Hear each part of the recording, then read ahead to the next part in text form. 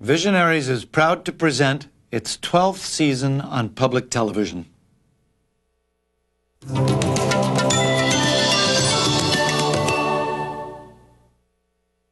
Visionaries is produced in partnership with the Ash Institute for Democratic Governance and Innovation at Harvard University's John F. Kennedy School of Government.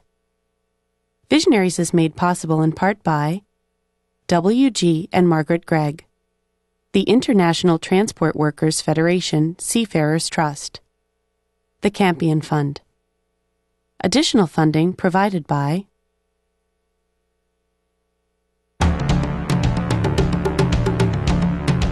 Sometimes you read the paper and watch the news, and it seems like there's more bad news than good in the world.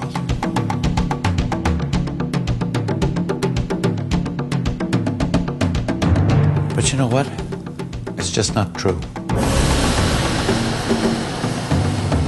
I at least can hold on to something, that there's something, maybe it's small, but there's something that I'm doing to make a difference. It's just a feeling that you have. If you can help people, you have to. There's no alternative. Every child has potential that we just can't know. And so, to my mind, that's what we're doing. We are saving potential for the future. It's called the KISS principle. Keep it simple, stupid. Who would have ever thought that such an idea would find a home in Washington, D.C.? Well, it has. We are going to take you inside the White House, where you are going to see a story that will restore your faith in the power of simple ideas to change the lives of millions of people.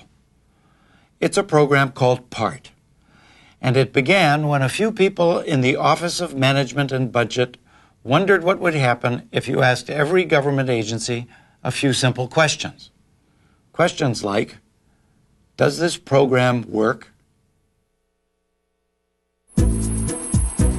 Sometimes, out of nowhere, it crackles into being, fresh and electric.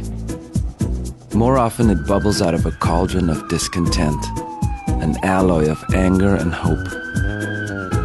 What is this thing called innovation? Where does it come from? How is it made?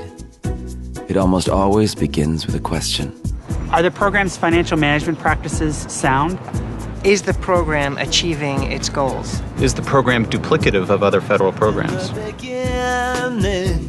A single voice. It cuts through the city, through all the noise. There's a great tendency in government to measure progress by money.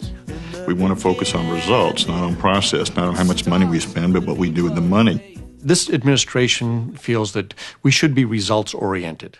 We have the potential to be able to tell the American taxpayer, we are spending your money better every year. After the first budget of this administration was proposed, where a number of programs were identified for reduction or termination, a lot of people criticized the administration for not having sufficient analysis behind those policy decisions. So our director at the time, Mitch Daniels, took those criticisms under advisement and tasked the staff with developing a common performance rating tool that could be used to look at all programs across government. What were you thinking? Well, rather than have bureaucrats who knew these programs well ask a lot of detailed questions, we asked people to take a step back and think about if you took someone off the street in Los Angeles or Ogallala, Nebraska, or Myrtle Beach, what questions would they ask to try and determine whether or not a federal program was effective for them? And you come up with a limited set of questions that are common sense. Are the program's financial management practices sound? How does this program compare with other programs that have similar goals? Is the program's purpose clear? Are managers held accountable for program results? The questions that are asked are kind of the keen grasp of the obvious, but they haven't been asked of bureaucracies before. We want to focus on results, not on process. We need to ask ourselves, what are our goals, short-term and long-term? How are we performing relative to those goals? Do we have a strategic plan? And how is our management of these programs? It's not a new idea to try and measure the effectiveness of federal programs. Nixon tried it, Lyndon Johnson tried it, Jimmy Carter. So what made you think that this would be any different than what was tried in the past? So the first thing thing we had to do was go and look at what had worked in the past and what hadn't worked. And we found out you needed three things. You needed buy-in from the top, and that meant the President of the United States. The President set a very clear tone and direction when he first came in. He said, we want to come up here and make a difference. We want to change the way things work. You needed to have a credible program that people saw as objective. And so this is a performance-based objective review as to whether or not the expectations that government had for these programs is being met. And then finally something that was workable, that was doable. You didn't try and do everything at once. So the PART process is a 5-year program. Not many people tee up a 5-year management effort. And we got the smartest people we could at the Office of Management and Budget, put them together, and said, if you were going to have a survey that met these three criteria, how would you put that together? It's really a group of career OMB examiners who had experience in analyzing programs. We were told that we needed to develop a process that was transparent, that it would be clear what the basis of the ratings were. The more transparent we can make this information, the more chatter, the more dialogue there can be about whether these are good measures, bad measures, whether the performance is in fact what it could be, what it should be. One of the key things about this tool was that it was going to be a transparent tool. It was going to be something that everyone, policymakers, Congress, the public could look at and see specifically the analysis that was going into it. There was just more and more dialogue, more and more energy focused on the matter of whether programs work or not. And all that information, the justification for each answer or the basis for each answer is made publicly available. Now we basically have laid out for the world to see how we think about programs. So that if someone looked at it and had additional information that we didn't consider or disagreed with our view, they could raise it to us. Some people still aren't comfortable with asking these questions about programs that are all mother and apple pie. I can't imagine what it was like in the beginning. Well, it wasn't easy. And actually, that was one of the things that when we looked at why previous attempts at this sort of program had failed. There was a lot of skepticism. There was a lot of skepticism in Congress, but the real skepticism was within the agencies. Particularly some of the agencies with programs associated with the president were reluctant to indicate that maybe those programs weren't the best programs in the world. A lot of the agencies were defensive initially about, why are you questioning how I'm running this program when that's exactly how Congress wants me to run it? People were afraid to have their programs objectively evaluated, so-called, because there was a concern that if they were associated with a program that was shown not to work, that they would be tainted, that they would be considered to be ineffective. Agencies and people, at first were concerned, if I get a bad score, I'm going to get my budget cut. There was also some fear that it was somehow going to become some kind of mechanical process where if you got this, if you got 85, you get 85% of your budget request or something silly like that. And what they came to realize after a year and a half or two is that we really do want programs to work. This is not about getting rid of programs. It's in everyone's interest to try and determine why those programs aren't working and what could be done to improve them. Agency personnel began to understand that, so they began to embrace it as a way that they could better serve the American people. I think they appreciate that OMB really cares about what their programs are striving to achieve in a real way, as opposed to just looking at funding levels and counting the number of grants and counting the number of people served. In some cases, the PART has really given program managers a voice. People who really care deeply about their programs and what they want to achieve, it's given them a way to advance some of these ideas and get attention to things that, problems that they knew existed. And so this is a very important measure of what is happening in government in terms of meeting the expectations that policymakers have.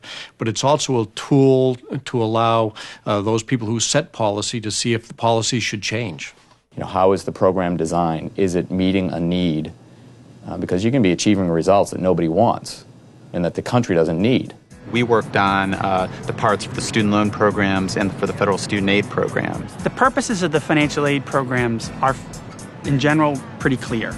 It's to provide access to higher education and to enhance affordability for students to get higher education. We looked at the two major student loan programs at the Department of Education, the direct loan program, and that's the program that's run and operated by the Department of Education, where they're actually lending the money to the students, versus the private loan program, where banks are lending the money to the students, and the Department of Education's role is to guarantee those loans and pay subsidies to the lenders to encourage them to participate in the program. Well, one of the going-in assumptions was that the guaranteed bank-based program was going to be demonstrated to be much more efficient because the guaranteed program is run by the private sector versus the direct loan program is run by a government agency. Why does the government pay lenders subsidies or payments? And the reason is because students are a riskier population to lend to.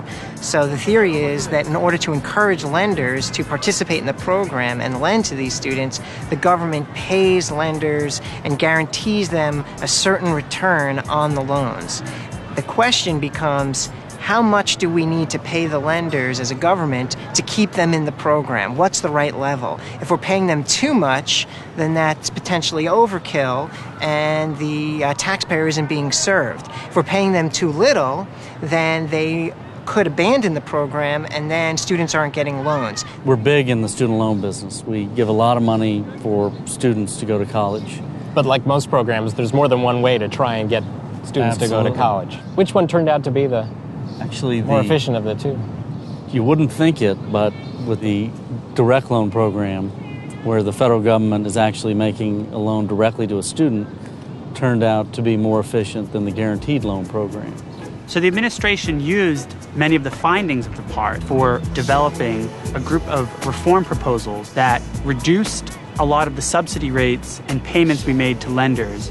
As a result of what we found, we've made fixes that's going to allow us to give more money to more kids to go to college. Well, what's the difference in terms of, is one a lot more efficient than the other? Is this going to make a big difference? We're going to save $34 billion over 10 years with the proposed fixes to the program. That's big. $10 billion is going to go back into the Treasury, but the remainder of that money, through our proposal, would be plowed back into the program. What you have here is what I think is a really good example of good government. The PART and this tool helped us to find inefficiencies in the programs and to take that and get that money back for the taxpayer. And we have two different uses for that money. On the one hand, we're moving that money into the Pell Grant program, getting the money directly into students' hands to help them go to school. And on the other hand, we're taking $10 billion of that money over 10 years and putting it right to the Department of Treasury to help the deficit. In the beginning, an open ear. It catches a call from the stress. And the question I have is how you make a connection between a process which happens in Washington and connect that to students at a college campus. Because we looked at one program that loans money to kids to go to college, compared it with another one, and we found some inefficiencies that we could get rid of. So more students and prospective students will be able to afford college than they did in the past. Yes, and they'll be able to borrow more money. And the taxpayers will save $1 billion a year. Promise of freedom is possible today. Our world comes alive as it changes.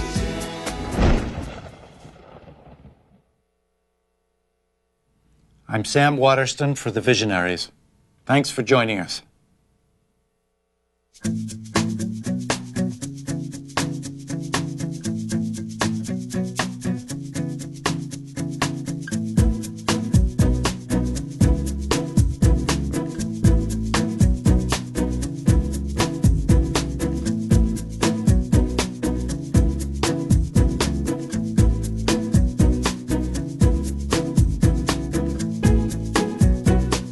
This program was produced by the faculty and students of Visionaries Institute International at Chester College of New England. For more information about Visionaries, the organizations profiled, or educational opportunities, call 1-800-647-5559 or visit our website, visionaries.org.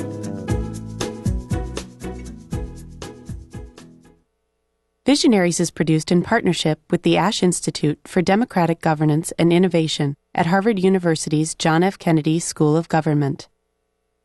Visionaries is made possible in part by W.G. and Margaret Gregg, the International Transport Workers Federation Seafarers Trust, the Campion Fund.